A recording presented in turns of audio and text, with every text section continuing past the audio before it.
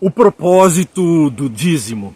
Salmos 24, 1 e 2. Do Senhor é a terra, o que nela existe, o mundo e os que nele vivem, pois foi ele quem fundou-a sobre os mares e firmou-a sobre as águas. No princípio criou Deus os céus e a terra, Gênesis capítulo 1, verso 1.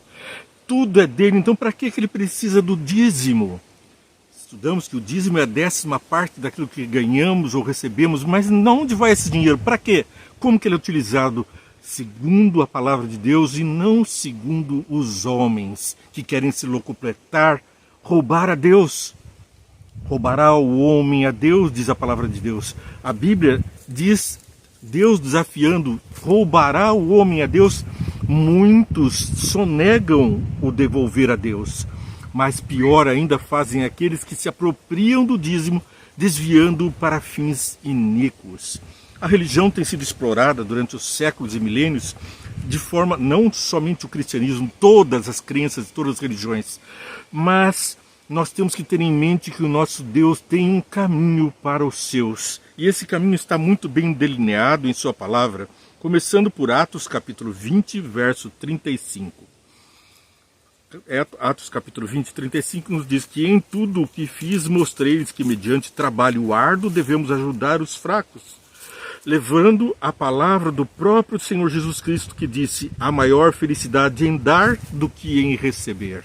Portanto, o apóstolo Paulo, ele trabalhava arduamente, ele trazia o sustento fabricando tendas, casas da época, mas ao mesmo tempo ele também recebia ajuda, apoio para suas viagens missionárias, mesmo para seu sustento em terras longínquas e distantes, onde as tarefas eram muitas e estava sobrecarregado administrando as igrejas, ou fundando-as, ou pregando o evangelho.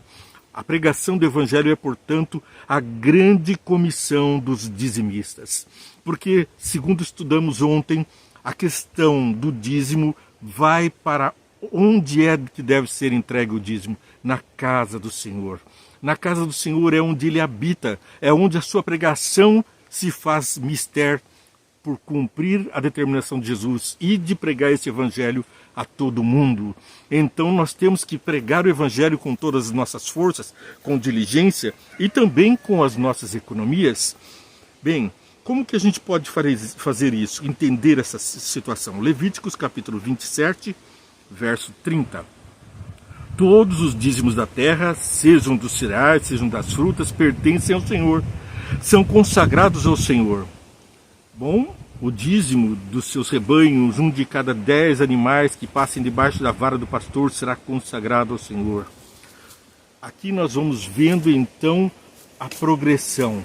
Tudo é do Senhor. Nós recebemos 90% de toda a árvore do jardim que poderás comer livremente, toda árvore que der semente.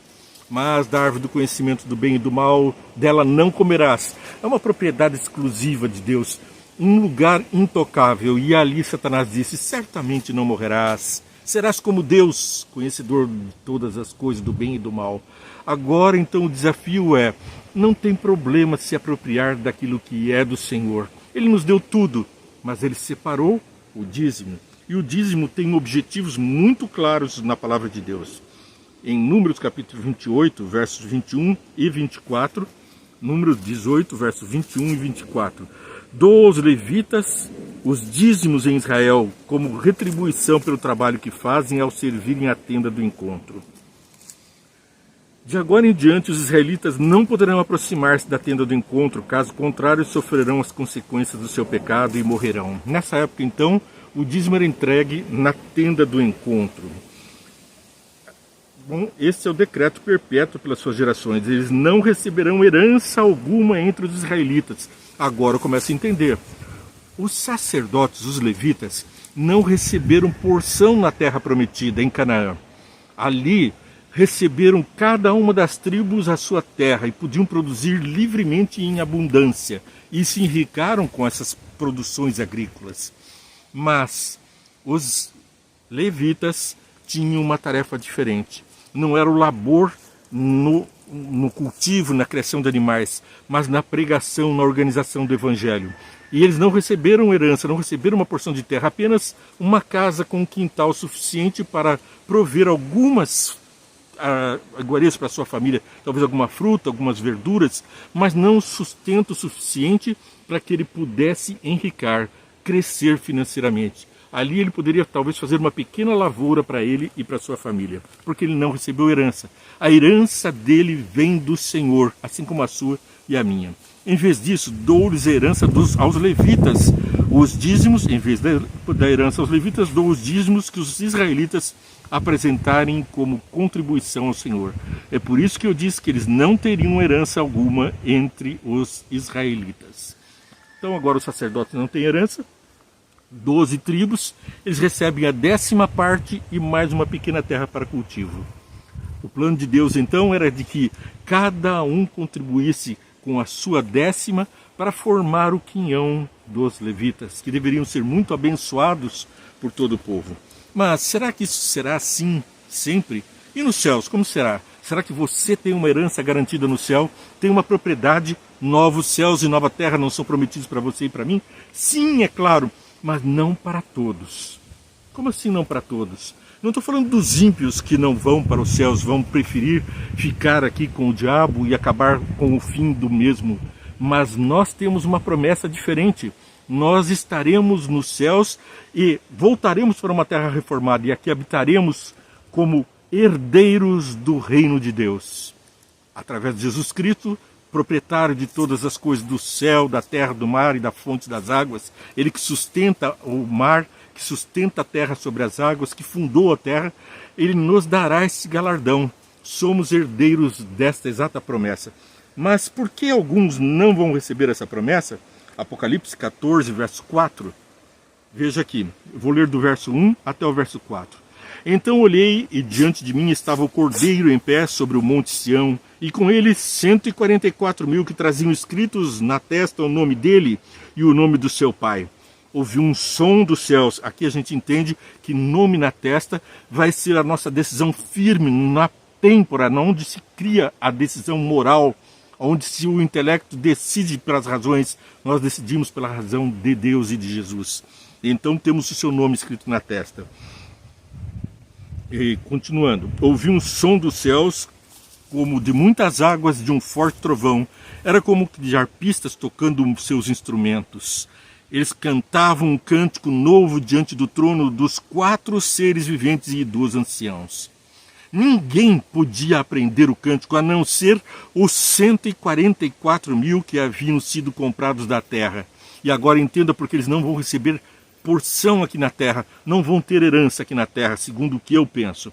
Estes são os que não se contaminaram com mulheres, com doutrinas falsas, com mentiras, pois se conservaram castos dentro da pureza de Cristo, do Evangelho de Cristo.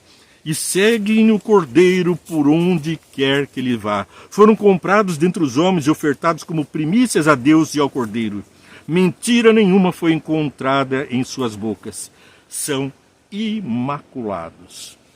Esses 144.000 dentre a multidão de salvos vão acompanhar Jesus pelo universo como testemunhas do seu amor e da sua justiça.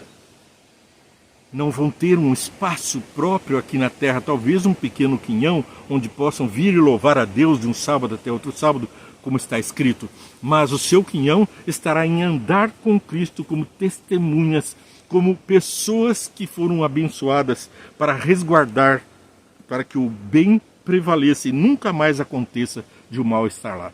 Bom, Apocalipse capítulo 13 e 14 descrevem as cenas finais, a escatologia desse mundo, onde nós estaremos então vivendo as atrocidades, as perseguições, vão tomar as propriedades, é mais ou menos como está no mundo a política de hoje. As pessoas estão sendo expropriadas, estão sendo caladas, o evangelho não está podendo ser pregado, mas você vê e entende. Você vê e entende, curta e compartilha essa programação e segue a gente, digitando hashtag vê e entende, tudo junto, você vai ser direcionado às nossas mídias sociais. Acompanhe os nossos programas e compartilhe. Mas então, como eu vinha dizendo, quando perseguidos, nós precisamos deixar as coisas do mundo. O dízimo, portanto, é feito principalmente para mim, para você. Por quê? Porque nós vamos distinguindo o amor de Deus, o valor que temos na nossa vida com Deus, das quireras que existem aqui nesse mundo. Nos céus o chão é de ouro, aqui o ouro é a grande preocupação dos homens. Homens morrem por conta disso. Os prazeres do mundo levam o homem à perdição. O salário do pecado é a morte. E muitas pessoas estão morrendo por conta de bens materiais, se matando de tanto trabalhar, buscando gananciosamente, com todo o esforço, com o sacrifício da própria vida e da vida de seus familiares, o pão. E mais que o pão, aquilo que é vaidade. Mas Deus nos convida a sermos diferentes, a pensarmos nos pobres, na pregação do Evangelho, nas bênçãos que temos e podemos compartilhar. O dízimo é uma das formas. Siga a nossa programação, vamos evoluir nesse tema. Amanhã traremos mais sobre o dízimo. É sobre o total que você ganha ou apenas sobre o bruto? Questões como essas, se você curte, compartilha, pergunta e coloca a sua opinião. Eu vou estar aguardando e assim nós estaremos juntos, prosseguindo com a palavra de Deus. Vamos orar? Pai querido, nós estamos diante de Ti novamente, nesse lugar encantador, nesse planeta que o Senhor criou, onde nós temos as nossas ocupações, a nossa família e as Suas bênçãos que recebemos e queremos compartilhá-las. Queremos compartilhar essa mensagem de salvação, queremos compartilhar as bênçãos que recebemos para sermos como Tu que deste Seu Filho amado por todo aquele que nele crê não pereça, mas tenha vida eterna. Assim nós também queremos não perecer afogados nas nossas ambições, mas queremos ser como Cristo, que mostrou o que é viver por amor. Dá-nos essa bênção de sermos chamados cristãos legítimos. Abençoa todos que estão assistindo, para que recebam uma bênção especial, de forma que possam perceber a Sua presença e que os outros louvem ao Senhor pelas bênçãos que recebemos em nome de Jesus. Amém. Louvem também por aquilo que você faz com as bênçãos que recebe. Paz e graça. Amanhã, venha em tente.